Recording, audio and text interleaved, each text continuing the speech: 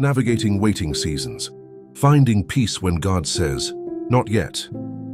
There is a unique kind of trial that does not look dramatic on the outside.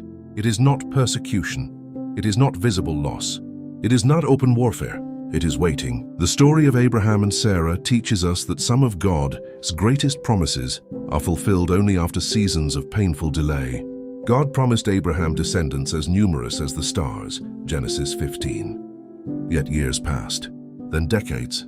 Sarah remained barren. The promise was clear. The timeline was not. Waiting is not rejection. When God says not yet, it does not mean no. Abraham received the promise in Genesis 12. Isaac was born in Genesis 21. That is approximately 25 years of waiting. In that span, Abraham aged.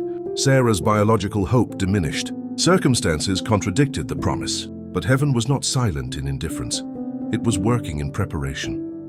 Delay in Scripture often serves three purposes: formation of character, purification of motives, demonstration of divine power. If Isaac had been born immediately, it would have been natural. Because he was born after barrenness and old age, it was unmistakably supernatural. 2. The danger of forcing what God has delayed in Genesis 16. Sarah gave Hagar to Abraham in an attempt to help God fulfill the promise. The result? Ishmael. Human impatience produced long-term consequences. When we force doors open, we create what God did not authorize. We complicate what God intended to simplify.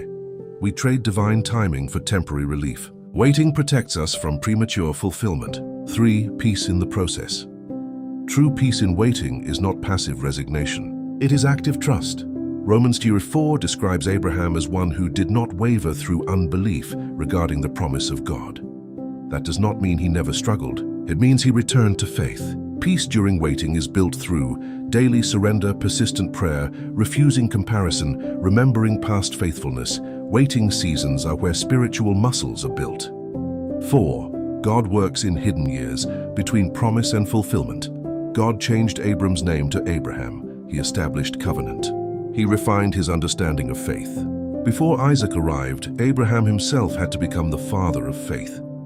Sometimes the promise is waiting on who we are becoming. 5. When the promise finally comes in Genesis 21:6, Sarah says, "God has brought me laughter." The same woman who once laughed in doubt now laughed in joy.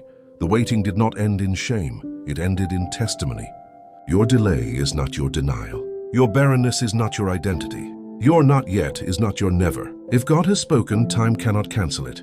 Closing encouragement: if you are in a waiting season, do not measure God's faithfulness by your calendar.